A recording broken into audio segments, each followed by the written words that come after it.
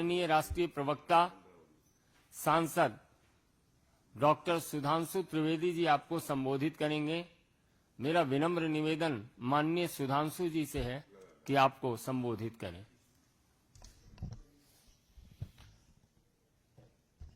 मित्रों, दिल्ली में जिस प्रकार की परिस्थिति चल रही है, माननीय प्रधानमंत्री जी ने यह कहा कि दिल्ली में गंभीर आपदा आई हुई है। आपदाओं की तो एक श्रृंखला है जो विगत 10 वर्षों से दिल्ली की जनता सह रही है, परंतु आज हम एक गंभीर विषय के ऊपर मैं आपसे कहना चाहता हूं कि एक अत्यंत गंभीर विषय के ऊपर हम अपना पक्ष रखेंगे और प्रतिदिन एक आपदा के बारे में बताएंगे। आज दिल्ली में वित्तीय आपदा क्या आई हुई है और जिसने दिल्ली की संपदा को किस प्रकार से लूटा है, उसके बारे में हम दिल्ली की प्रबुद्ध जनता और देश का ध्यान आकृष्ट करना चाहते हैं। आप सभी जानते हैं कि वित्तीय दृष्टि से दिल्ली यानी financially Delhi was considered as one of the most efficient and prominent state. संभवतः भारत में सबसे बेहतर आर्थिक स्थिति वाले राज्यों में दिल्ली माना जाता है, जहां के लोगों की आय भी बेहतर होती है, अधिकांश सुविधाओं का वहन केंद्र सरकार करती है। और जब आम आदमी पार्टी सरकार को यह सत्ता मिली तो दिल्ली प्रॉफिट का बजट हुआ करता था। यह वर्ष 2024-25 पहला वर्ष होने जा रहा है जब दिल्ली घाटे की तरफ बढ़ रहा है, और वह घाटा कितनी बड़ी चुनौती लेके आया है इसका प्रमाण यह है कि 2024-25 के यानी वर्तमान फाइनेंशियल ईयर के लिए दिल्ली सरकार ने national small saving fund NSSF से 10,000 करोड़ रुपए का ऋण लेने के लिए पत्रावली मूव की है। और यह परिस्थिति केवल तुरंत नहीं बनी है या अनायास नहीं बनी है, उत्तरोत्तर पिछले 10 वर्षों में दिल्ली में यह स्थिति खराब होती चली गई है। 2014-15 में, 2015-16 में दिल्ली का जो राजस्व लाभ था यानी रेवेन्यू में जो सरप्लस था, दैट वाज 1.56%, 1.56% था। यानी कुल मिला के सामान्य दृष्टि से कहें तो जो आय थी उसके मुकाबले जो व्यय था उसके मुकाबले आय 1.5% से अधिक थी। यानी आर्थिक दृष्टि से स्थिति ठीक मानी जा रही थी। फिर वो गिरना शुरू होता है, 2016-17 में 0.85 पे आता है, फिर 0.72 पे आता है, एक बार उठ के 0.95 पहुंचता है, और 2020-21 में वो 0.19% पे आ जाता है, फिर 0.3 पे आता है, और इस साल वो निगेटिव में जाता हुआ दिखाई पड़ रहा है। अर्थात ये जो दिल्ली में घाटा उपस्थित हो गया है, ये कोई अनायास अचानक किसी परिस्थिति के कारण नहीं हुआ है। ये आंकड़े बता रहे हैं कि 10 साल निरंतर नीचे जाते जाते जाते जाते ये आज घाटे की तरफ आगे बढ़ गए। और जो नेशनल स्मॉल सेविंग फंड्स है NSSF, उससे जो इन्होंने 10,000 करोड़ की इस बार ऋण लेने के लिए आवेदन दिया है, वो भी ऐसे नहीं है। 2016-17 में इन्होंने 2,896 करोड़ रुपए का लिया। फिर वो अमाउंट बढ़ते बढ़ते ऐसा हुआ कि विगत 3 वर्षों में 11,000 करोड़ रुपए लिए, और अभी इस एक अकेले साल में 10,000 करोड़ रुपए का डेट लेने के लिए आवेदन दिया है। यानी अब आप समझ सकते हैं कि दिल्ली के खजाने को लूटकर और खजाना खाली करने में इन्होंने कितने कीर्तिमान स्थापित किया। और इसके अतिरिक्त एक और बात बताना चाहते हैं, जो केंद्र सरकार से सहायता मिलती है, ग्रांट इन एड, आप उस विपदा का स्वरूप समझिए, आपदा का स्वरूप समझिए। केंद्र सरकार से जो सहायता मिलती है वो उस पर निर्भरता उत्तरोत्तर बढ़ती जा रही है। 2014-15 में जो जीडीपी का 0.47% ये ग्रांटिन एड पर, यानी जो सीधे आपको एक प्रकार से दे दिया जाता है केंद्र सरकार के द्वारा, उस पे निर्भर थे, वह बढ़ते बढ़ते 2020-21 में 1.54 हो गई। यानी एक शब्दों में कहें कि केंद्र सरकार के द्वारा प्राप्त होने वाले धन पर दिल्ली सरकार की निर्भरता 3 गुने से अधिक हो गई। और जो लाभ में चलने वाला बजट घाटे में आ गया। और इसके बाद इतना ही नहीं है, जो राजस्व होता है, यानी टैक्स कलेक्ट करते हैं, रेवेन्यू कलेक्शन में भी सरकार, जिसमें सरकार की एफिशिएंसी भी होती है। वैसे ठीक है, उन्होंने मतलब जब फ्री की वो एक बोतल के बदले एक बोतल बांटेंगे तो मानी हुई बात है, रेवेन्यू में कमी तो आएगी। अब रेवेन्यू कमी भी निरंतर वो बढ़ती चली जा रही थी, और जिसकी वजह से हम ये कह सकते हैं कि 10 साल में अगर आप देखें 2014-15 में जो राजस्व था वो 5.4% के आसपास था जीडीपी का। यानी कुल जो एक तरीके से आप समझिए कुल जो उत्पाद होता था दिल्ली में, उसका 5.4% वो टैक्स कलेक्शन करने में सफल होते थे, जो घटते घटते घटते घटते 3 कुछ पे आ गया है, 3.9% पे। और ये मैं बता दूं कि देश में ये एवरेज 6.27 है। यानी पूरे देश में राज्यों का जो कुल औसत है वो है कि 6.27% राजस्व वसूलते हैं कुल जीडीपी का। वहीं ये घटते घटते देश के लगभग आधे की तरफ बढ़ रहे हैं। इसलिए मैंने कहा बहुत गंभीर प्रश्न है, किस प्रकार की वित्तीय अनियमितताओं के द्वारा, किस प्रकार दिल्ली के टैक्स पेयर की संपदा को लूटते हुए, उसका कुप्रबंधन करते हुए दिल्ली को इस भीषण आपदा में इन्होंने डाला है। और वैसे तो ये जहां रहते वहां आपदा में डालते हैं। आप पंजाब में जाके चेक कर लीजिए, वहां तो फुल स्टेट है। जो इन्वेस्टमेंट पंजाब में था आज से 3 साल पहले, और आज कितना हो गया है। आज ही अगर आपने देखा होगा मीडिया में वह समाचार है कि पंजाब की महिलाएं केजरीवाल जी के आवास के बाहर आकर प्रदर्शन कर रही हैं।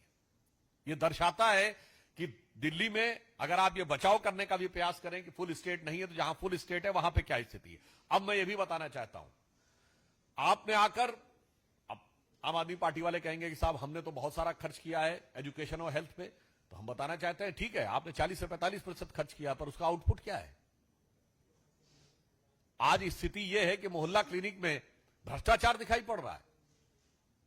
आपने शिक्षा की बात कही, तो शिक्षा को लेकर न्यायालय ने आपके ऊपर टिप्पणी की हुई है। और इतना करने के बाद भी मैं दिल्ली की प्रबुद्ध जनता को बताना चाहता हूं, अब इन्होंने खजाना लूट कर खाली कर दिया है। तो मानी हुई बात है कि जब हमारी सरकार आएगी तो उसको काफी चुनौतियां रखनी पड़ेंगी कि इस खाली खजाने को किस प्रकार से भरे।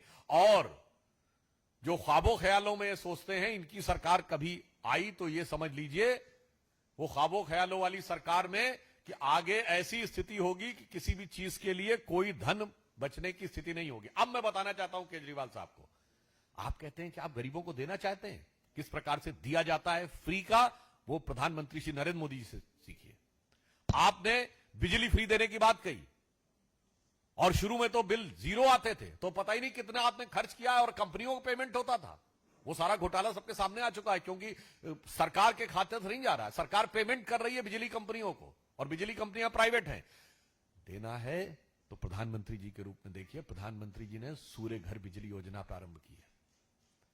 यानी सोलर पैनल्स लगाकर कोई भी अपने घर में बिजली बना सकता है, और 7.5 लाख लोग आवासों पर अब तक सोलर पैनल्स लग चुके हैं। यानी बिजली टोटली फ्री, न खजाने पर बोझ, न पर्यावरण पर बोझ, clean energy, total free energy. और इसके अतिरिक्त इतना ही नहीं, वो परमानेंट फ्री, किसी को डराने की भी जरूरत नहीं है कि ये रहेंगे तो फ्री मिलेगा, वो रहेंगे तो फ्री नहीं मिलेगा, वो परमानेंट फ्री। और इसी के साथ साथ अगर आप अधिक बिजली उत्पादन करने में सफल हो जाएं तो बिजली विभाग आपसे बिजली खरीद भी लेगा। यानी बिजली फ्री भी और आमदनी की संभावना भी।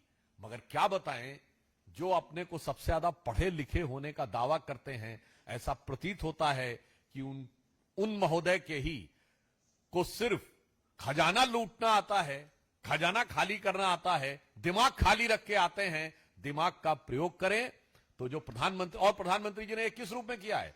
जब हमारी सरकार बनी तो सोलर पैनल, सबसे पहले सोलर अलायंस बना, फिर सोलर पैनल्स का प्रोडक्ट लिंक ईटी स्कीम में कंस्ट्रक्शन शुरू हुआ, अन्यथा हम टोटल बाहर से आयात करते रहते। और उसके बाद 22 जनवरी 2024 को, जिस दिन श्री रामलला विराजमान की प्राण प्रतिष्ठा थी, उस दिन प्रधानमंत्री सूर्य घर बिजली योजना का प्रारंभ हुआ। ऐसे आप सोचिए कि किस ढंग से विकास किया जाता है और किस ढंग से जनता को मुफ्त सेवाएं उपलब्ध कराई जा सकती हैं, सफलता के साथ और वित्तीय प्रबंधन के साथ। इसलिए अंत में मैं कहना चाहता हूं दिल्ली की जनता से, और देश की जनता भी सोचे कि नई राजनीति का प्रयोग करने वाले क्या होते हैं। बड़ा प्रसिद्ध दोहा है रहीम दास का कि रहीमन विपदा हूं भली जो थोड़े दिन होए, रहीमन विपदा हूं भली जो थोड़े दिन होए, हित अनहित या जगत में जानी परत सब कोय। अर्थात विपदा जो है वो थोड़े दिन की अच्छी होती है, क्योंकि क्या अच्छा है, क्या बुरा है, क्या आपके हित में है, क्या अहित में है,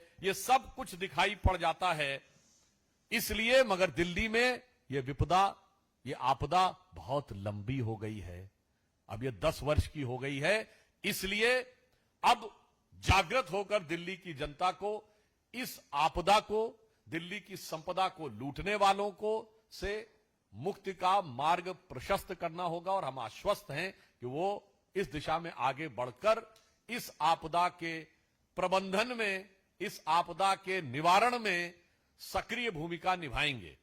और इसी श्रृंखला में कल हम लोग आपको एक और आपदा बताएंगे। आज फाइनेंशियल क्राइसिस, वित्तीय आपदा के संदर्भ में बताया, कल पार्टी एक अन्य आपदा के संदर्भ में बताएगी। धन्यवाद। प्रश्न आमंत्रित है। अरे बैठ के प्लीज, यहां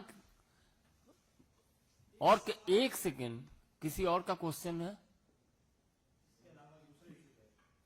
बताइए। बैठ जाइए, बैठ जाइए। अरे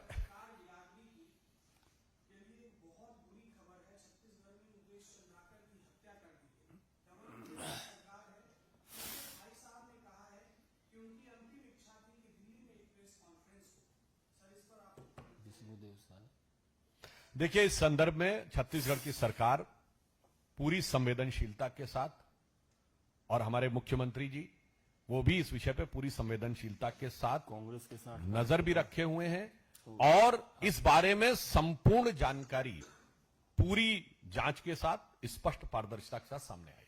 कांग्रेस के कई नेताओं के साथ जो मैंने न्यूज है इसकी फोटोज आई है। नहीं, मैं इस विषय पे इस समय इसको राजनीतिक दृष्टि से नहीं कहना चाहता। मैंने सिर्फ इसलिए कहा कि जांच के बाद यह बात स्पष्ट रूप से सारे तथ्यों के साथ सामने आएगी। इसलिए सरकार सतर्क भी है और संवेदनशील भी है। सुधांशु जी, सौरभ भारद्वाज ने भाजपा पर एक भयंकर आरोप लगाया है कि भाजपा की नीतियां बदलती जा रही है, इमामों के वो पैसों की मांग कर रहे हैं कि पैसे दिया जाए।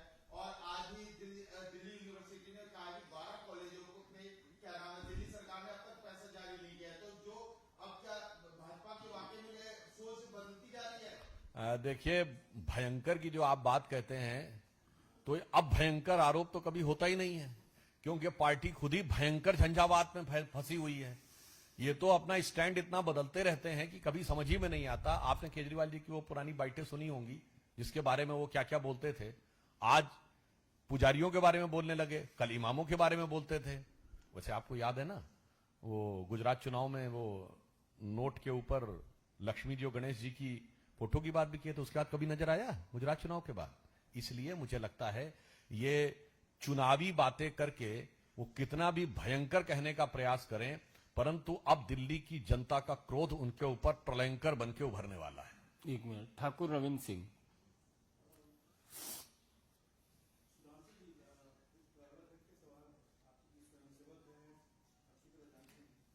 शारीरिक व्यायाम से संबंधित एक सवाल है। हम भागवत जी ने कहा है कि शारीरिक व्यायाम इसलिए हम लोग करते हैं, इसलिए कहते हैं कि उससे एक सुरक्षित रहे। लेकिन कोई अगर हमें छेड़ेगा तो छेड़ना भी नहीं, छोड़ेगी नहीं, ये करता है। आप किस रूप में देखते हैं?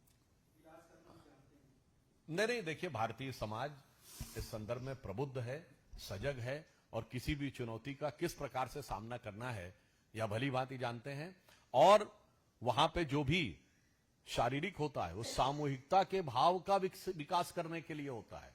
क्योंकि अगर आप कभी गए हो शाखा पे तो शारीरिक अलग अलग नहीं होता है, एक सामूहिकता के साथ। जैसे कि मैं एग्जाम्पल के लिए बोलना चाहता हूं, प्रकाश सिंह बादल जी जब हम लोगों के साथ गठबंधन में आए, और ये बात है 1997 की, जब रजू भैया जी सरकार बात है, चंडीगढ़ में संघ का कार्यक्रम हुआ, 25,000 स्वयंसेवक आए, और ये प्रकाश सिंह बादल जी का ऑन रिकॉर्ड बयान है कि 25,000 नहीं, मैंने इससे कहीं बड़ी बड़ी रैलियां देखी हैं, परंतु इतने अनुशासित ढंग से 25,000 लोग एक सीधी लाइन में और ऐसे बैठे हुए हैं कि अगर आप ऊपर से, आज का जमाना होता, ड्रोन का व्यू आता तो दिखाई पड़ता। तो ये उस सामूहिकता, अनुशासन और सजगता का प्रतीक। अंतिम प्रश्न है, एक मिनट, अंतिम प्रश्न है मोहित Bhatt. Sir, when Prime Minister went to US in 2023, he gave a diamond to Jill Biden, the First Lady, and it was part of the pleasantries and the gift that were being exchanged. Now it has come out that the price of that particular diamond was $20,000. Now it was part of the gestures that Prime Minister gave and other leaders also gave from the various other countries. But the Congress and the other opposition parties are saying that that was taxpayers' money that is being wasted, and next in the line is the wife of Donald Trump, whom somebody more expensive will be gifted by Prime Minister. Such issues are also being already decided by Congress. मुझे लगता है शायद कांग्रेस वालों को ध्यान ही नहीं रहता है, प्रधानमंत्री जी ने उनको लैब ग्रोन डायमंड दिया था, और भारत इस समय लैब ग्रोन डायमंड्स में वर्ल्ड में लीडिंग पोजीशन में है। That was a gesture that how India is emerging in this 21st century with the new technologies. मगर अब क्या बताएं, जिनकी बुद्धि के ऊपर ही मतलब हीरे की बजाय पत्थर पड़े हुए हैं, उनको क्या समझ में आए। और वैसे मैं कांग्रेस के लिए कहना चाहूंगा कि भारत में, भारतीय समाज में, भारत के युवाओं में, भारत की संस्कृति और भारत के इतिहास में बहुत से हीरे हैं, मगर उन्हें आपको देखने की क्षमता नहीं आती है, इसलिए किसी भी हीरे में आपको सिर्फ नकारात्मकता नजर आती है।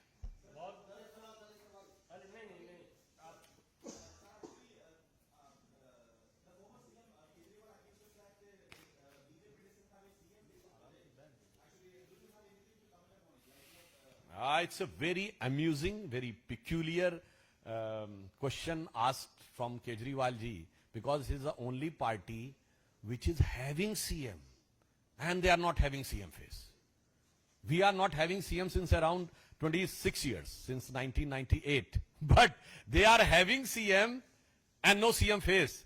So the people of Delhi are wise enough to understand that what is the face of AAP and what is the mask of AAP. क्या चेहरा है, क्या मुखौटा है। इसीलिए मतलब आपने ऐसा कभी देखा ही नहीं होगा कि जो मुख्यमंत्री है, और आपने बड़ी अच्छी बात कही है, ये जो फेस में और मुखौटा क्या है, ये इनके पास आया कैसे। एक संस्कृत में कहा जाता ना, संसर्गजा दोष गुणा भवंती, संगत से दोष आते हैं। तो कांग्रेस पीएम को सामने रखती थी और सुपर पीएम होता था।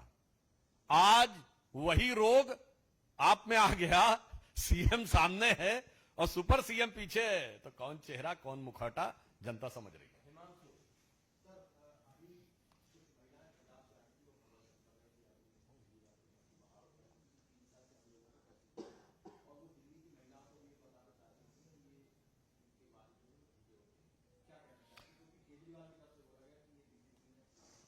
देखिए, कुछ यथार्थ की बात है, केजरीवाल जी जो भी आरोप लगाए तो उन्हें दिखाना चाहिए ना पिछले 3 साल में क्या पेमेंट हुआ है, पेमेंट की रिसीप्ट दिखानी चाहिए।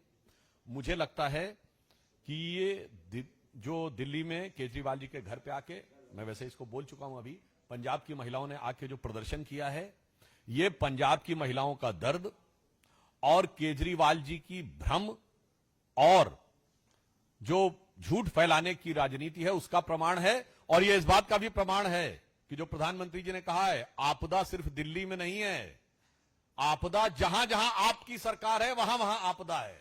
दिल्ली हो या पंजाब, सब जगह वह आपदा को आप पूरे शबाब पर देख सकते हैं।